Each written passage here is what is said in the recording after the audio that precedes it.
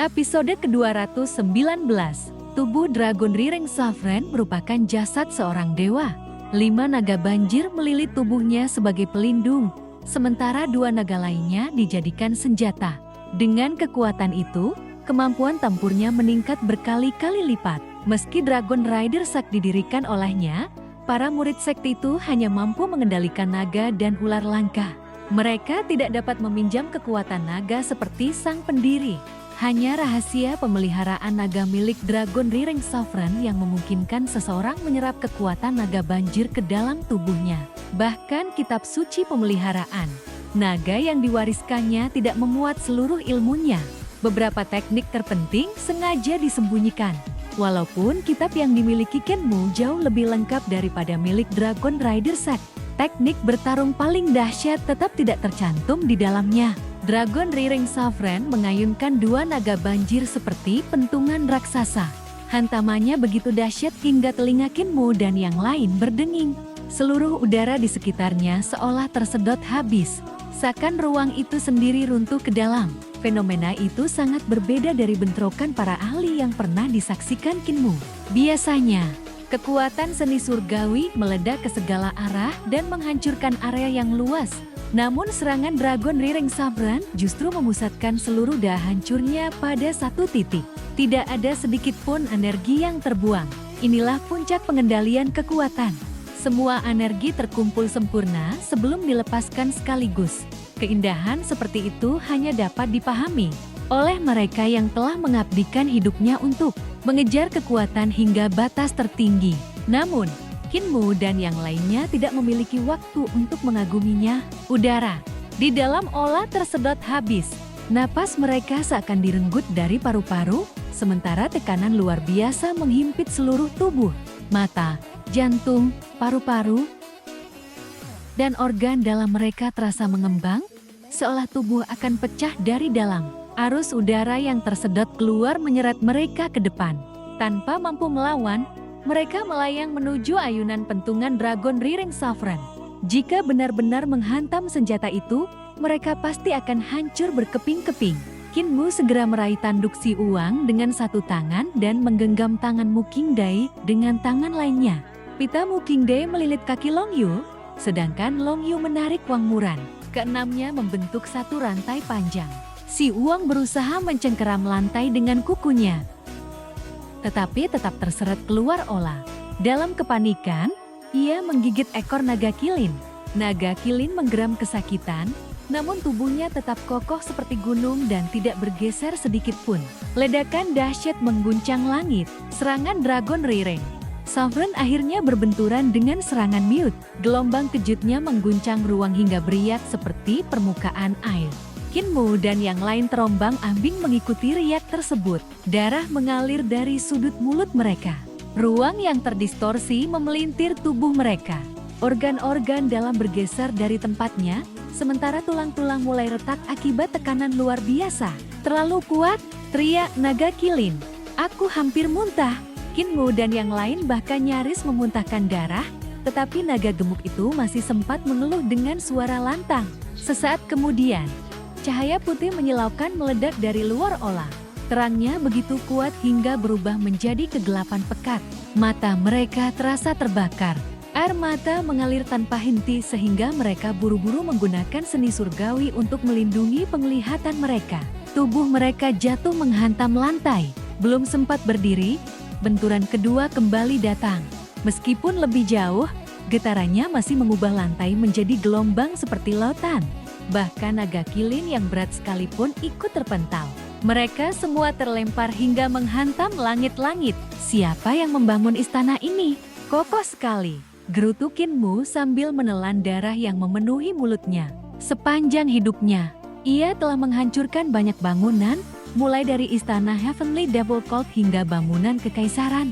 Bahkan pembuluh naga pun pernah ia hancurkan. Namun istana milik Nenek Si sama sekali tidak menunjukkan retakan meski berkali-kali diterjang benturan sebesar itu. Riak ketiga menjatuhkan mereka kembali ke lantai hingga bertumpuk satu sama lain. Mu Qingdai berada paling bawah, disusul Wang Muran, Long Yu, Kenmu, Si Uang, lalu naga kilin yang paling berat. Mu Qingdai sampai pingsan. Kinmu segera membuka mulut gadis itu dan menuangkan sebotol air liur naga. Beberapa saat kemudian, napasnya kembali stabil. Gelombang keempat masih mengguncang ruang. Tubuh mereka diregangkan, dipipikan, lalu ditekan dari segala arah. Mu Qingdai yang semula ramping tampak bulat seperti bola. Sementara naga kilin yang gemuk justru berubah kurus karena tubuhnya tertekan. Untungnya, gelombang kelima sudah jauh lebih lemah sehingga mereka akhirnya dapat bernapas lega. Pertarungan para ahli benar-benar menjadi bencana bagi orang-orang di sekitar mereka. Sedikit saja lengah, mereka bisa kehilangan nyawa. Tiba-tiba terdengar suara Ana dari luar olah. Maha! Maha! Kinmu kembali waspada. Ia segera mengeluarkan seruling emasnya. Dari atap dan halaman olah, ratusan naga banjir darah melompat turun. Mereka mengepung seluruh bangunan dari segala arah. Kinmu segera meniup seruling. Selusin naga banjir asli yang sebelumnya dikendalikannya bergerak maju dan berjaga di depan pintu olah. Semua orang memasang wajah tegang. Naga-naga banjir darah itu berasal dari darah seorang dewa. Bahkan para murid Little Giant Capital pun mengetahui betapa mengerikannya kekuatan darah dewa. Kinmu sendiri pernah menyaksikan kekuatan darah dewa di Great Ruins, melihat makhluk yang dipelihara darah dewa. Bahkan genangan darah dewa peninggalan pertarungan Eternal Peace Imperial Preceptor melawan dewa dari surga tinggi. Namun ia belum pernah melihat naga banjir darah sebanyak ini. Ia memang mampu memengaruhi mereka melalui seruling emas. Tetapi yang paling dikhawatirkannya bukanlah tubuh naga-naga itu, melainkan kekuatan misterius yang terkandung di dalam darah dewa. Ratusan naga banjir darah terus bergerak di luar olah seperti kawanan pemburu yang sabar menunggu kesempatan. Tiba-tiba, seekor naga meraung. Seketika seluruh kawanan menerjang masuk. Suara seruling Kinmu berubah tajam.